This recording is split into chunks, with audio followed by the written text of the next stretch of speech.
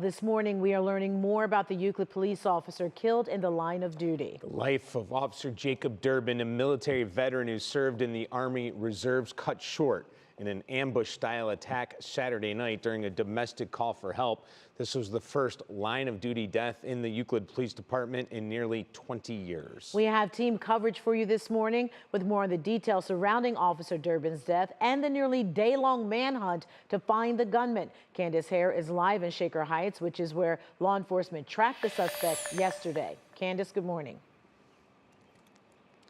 Good morning, Danita. Yes, I am in Shaker Heights, and that is because it was at a residence here where police apprehended that suspect. But I wanted to circle back to where things began on Saturday night, about 20 miles from here.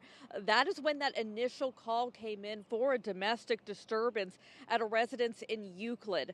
Officer Jacob Derbin was responding to that call when Euclid police say he was ambushed, shot, and killed. We have learned that call came from the mother of the suspect, Deshawn Anthony Vaughn's children. You're taking a look at footage from our crew on scene yesterday as law enforcement searched for Vaughn, and following an hours-long standoff, Vaughn was found dead inside of a Shaker Heights residence. That's according to the U.S. Marshals office. It is unclear at this point how he died. But in the meantime, law enforcement are making it clear they are leaning on each other during this difficult time. As you see behind me right now, we're going to continue to stand united. There is no respect for law enforcement. It needs to change. Now, we have been told by sources that the residence where Vaughn found is the current residence of his girlfriend. Coming up at the bottom of the hour, we will dig deeper into Vaughn's past, including his criminal history. Back to you. Hare reporting. Thanks so much, Candace. Dave? Well, this week also happens to be National Police Memorial Week, and as the Euclid Police Department remembers Officer Derbin, we are learning more about his life and legacy he leaves behind. Kara Cotton joins us now from the Euclid Police Department. Kara, good morning.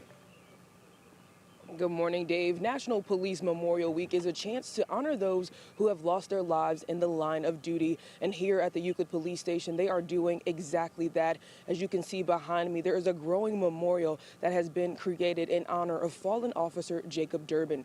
Jacob Derbin joined the Euclid Police Department just less than a year ago, following in the footsteps of his father, who is also an officer on the force.